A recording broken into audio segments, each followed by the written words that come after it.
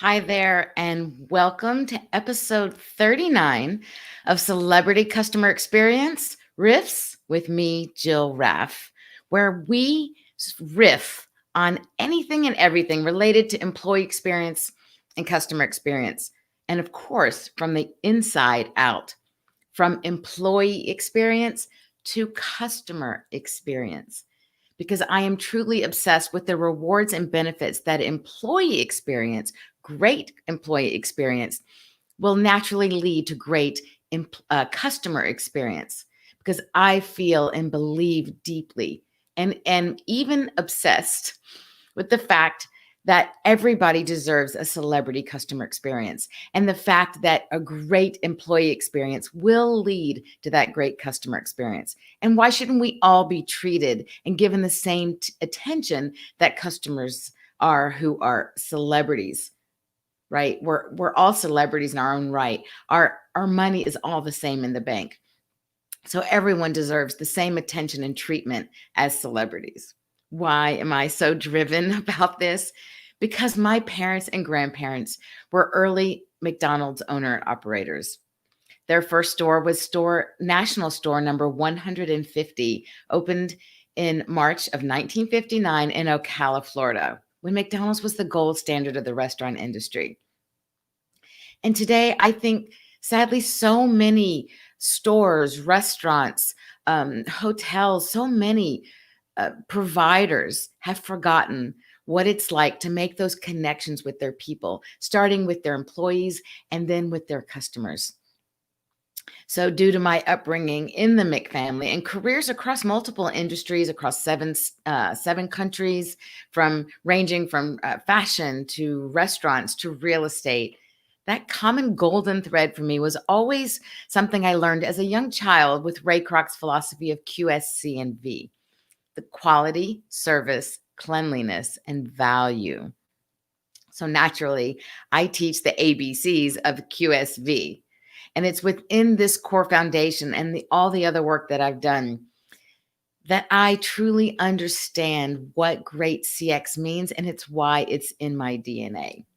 So if you're listening today on this New Year's Eve day, December 31st of 2020, I welcome you. If you're listening to the replay, thank you. I welcome you. And I encourage you to leave comments. If you're listening live, join in on the conversations through your comments. I'll be able to see them.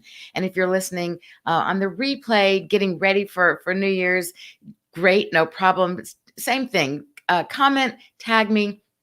I'll see them and we can have a conversation.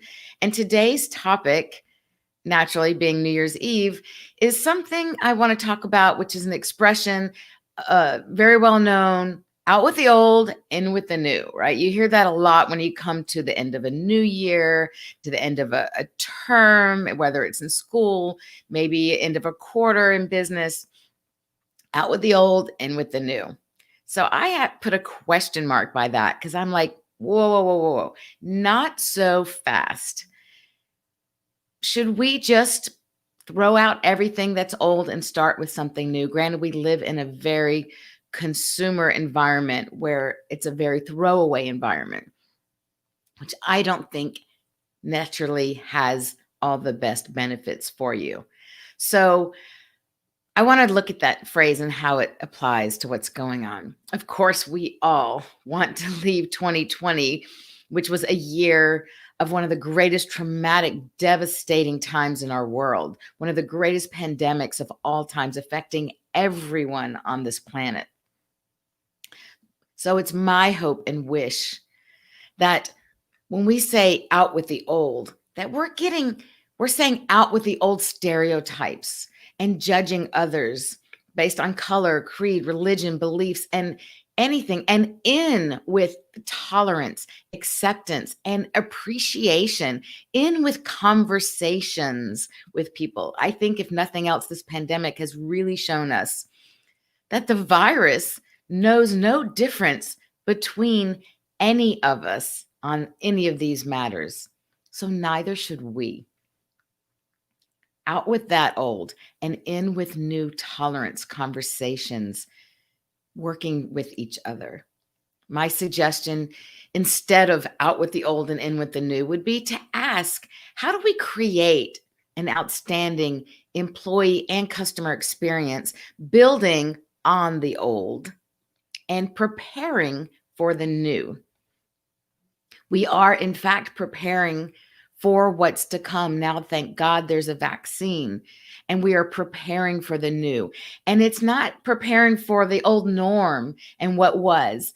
The world is not the same. The people are not the same, and no one will ever go back to that. In some ways, that's a good thing, because if we go backwards, we will ultimately stagnate and die, and there'll be nothing fresh, no new ideas. And I think that this time has really helped prepare us with being creative and thoughtful and innovative. Crisis creates innovation. And I think it's a time that we can really learn from it and grow, taking the new benefits that we've learned during this time and help take the old to prepare us for the new. A new holiday, the holiday season and the new year is a wonderful time, I think, to assess what's happened in this past year and not just totally be obsessed with the pandemic and 2020. So I think we should look at what worked and what didn't work. I think we should look at our dreams and our goals for the next year, not be caught up and held into all of the bad things that happened to us. In light of the pandemic, I think we should say, what did we learn from this? Right? Like, what did we learn from COVID-19? What are the changes of perspective? What are the shifts that we made in our mind? And let that be a reminder of the good things, the values that we were reminded of as we went through this. I think the big takeaway at the end of the day is appreciation for people. Now, this is something I have been saying for years in the marketplace, in the workplace. We need to value our people. And it means starting from the inside out, valuing your own employees. And when you do, they will in turn value and take care of your customers. So I do think that the big takeaway I'm so happy about and appreciative of in 2020 was finally the appreciation and the understanding that no matter what else happens, it's the other people in our lives that really matter, that make a difference, that makes life worth living. It's those relationships that we create that really matter. It's supporting one another through the ups and the downs, the good and the bad, showing appreciation, expressing that in your words and in your actions. I think with regards to business and all of those things, I think apply really both for business and personal scenarios. And I think specifically when it comes to business, it means really taking care of your employees and your customers. After all, throughout all of this, it's your employees who put themselves out there at risk to keep your business going, to keep your doors open, even if it was curbside or delivery. It was your people, your employees who were there to make that happen for your business. I think that is so huge for us to remember and to appreciate. I think that we need to choose optimism over pessimism. And I mean choose, because everything we do in this world is a choice. And the things that come from that choice will be determined by how we perceive it, how we look at it, how we project onto it. We have to understand and reflect that we made that choice. And if it didn't work out, that's okay. That's okay. Let's just shift and figure out what's next. But ultimately, we made the choice. And what happens to us in our life, the choices that are largely indicated and directed by the choices that we make, the things that we say, the things we choose to say. I think looking back and assessing, I think it helps to be more gracious to others and appreciate everything, to be more gracious to others and to be more grateful, to appreciate all that we have, to be grateful for all that we have. I think it's really important that we have more patience with ourselves, more grace and ease first for yourself, because if you're hard on yourself, you're going to be hard on others. You need to have more patience with yourself. Know it's okay. Whatever you're doing, wherever you are in that moment, it's okay. That's where you're supposed to be. And when you're ready, you'll take that next step. Again, remember, it's always your choice. So, first, have patience with yourself and then more patience with others. Do what makes you happy. Heck, life has shown us that life is short and tomorrow is not promised. So do what makes you happy in this world. We don't know what's going to be. We don't know how long we'll be here. Again, I think that's something this tragic pandemic has shown us. So live every moment and really do something that makes you happy while doing it. Make the most of every moment, every minute, every hour, every day, and live intentionally and with purpose. Help others. When I say it with purpose, I think of I know, I recognize for me, I feel, I'm not telling you what to feel or what to think. I'm just throwing out some ideas to ponder, to think about. But for me, I feel that I am on this earth as one little piece of a greater whole, and that I am here to do something to make this world a better place, to make others in this world happier, better, stronger, support them when they need help, whatever it is to make this world a better place. And I would say, err on the side of generosity. I've heard that a lot from my family. And I'm trying to teach that to my kids, when it comes to donating for something or giving support to someone, whether it doesn't have to be only financial, it could be volunteering to help someone. I always say, err on the side of generosity. So always give a little more. Don't worry that, oh, maybe it's enough. Give a little more if you have it. And if you don't and it feels good, figure out a way to do it. But err on the side of generosity. You can never go wrong with that. And stop dreaming only. Don't just stop dreaming. Take action. Of course, dream, but just dreaming alone is not enough. So stop just dreaming and really take action. Make those choices to take action on the things that matter to you. So I suggest it's not out with the old and in with the new, but rather learn from the old, from our experiences in this past year. Take what we've learned, take what worked, and take it into the next year. But take what didn't work, learn from it, figure out how to tweak it, how to change it, take that into the new year. Take the good from the old, bring it forward, and build on that in the new year. So again, instead of, this new year thinking about all of the bad things and reminding yourself all of the good things that have occurred in 2020, despite this terrible pandemic and all the fallout that has happened due to the pandemic. Thinking about the strife and the discord and the separation that has occurred not only from the pandemic but from our elections. What a very hard year. And yes, oh my gosh, I am ready to leave all of that behind. But I think we need to really think about, how do we leave all the negative stuff? What did we learn from it? Because I know there were so many great things that have happened, so many great relationships that I have created because of the scenario, having to work from home virtually, people connecting to each other more easily, more gratefully and graciously. And I think people have been more open to that, which I am so grateful for, because I've made some amazing relationships and will have some incredible collaborations have already started and will be going into 2021 as a result of everything that happened in 2020. So I am grateful for those things in 2020. I'll leave you with this. It's a tip.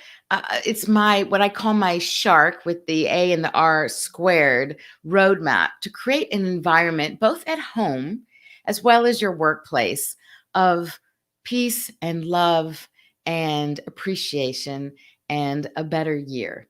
So I'll leave you with this and hope that this will help you into taking that, the old and the new, into 2021.